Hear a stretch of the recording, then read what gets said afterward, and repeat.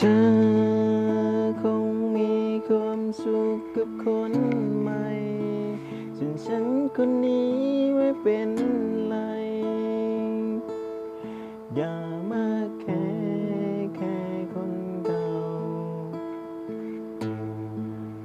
สิ่งที่เธอควรทำคือดูแล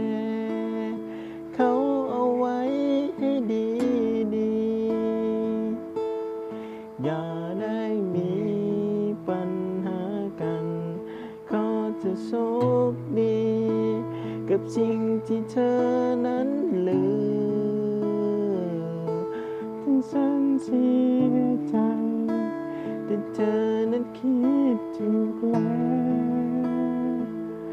ยินดีด้วยนะที่วันนี้เธอมีความสุขที่ได้เห็นเธอมีความสุขฉันก็อุ่นใจแม้ต้องฝืนยิ้มทั้งน้ำตายินดีกับเธอนะเมื่อเธอนั้นได้เจอคนใหม่คนที่รักเธอด้วยหัวใจแค่ได้เห็นรอยยิ้มของเธอฉันก็สุขใจ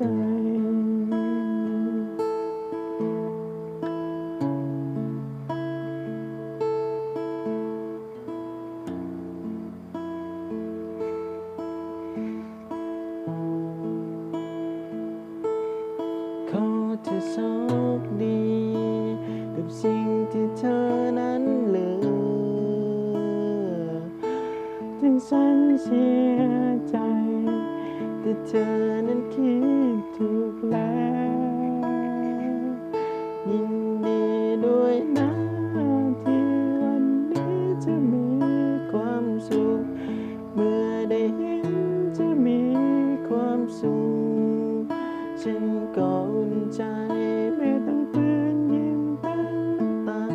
ยินดีกับเธอนะเมื่อเธอนั้นได้เจอคนใหม่คนที่รักเธอด้ว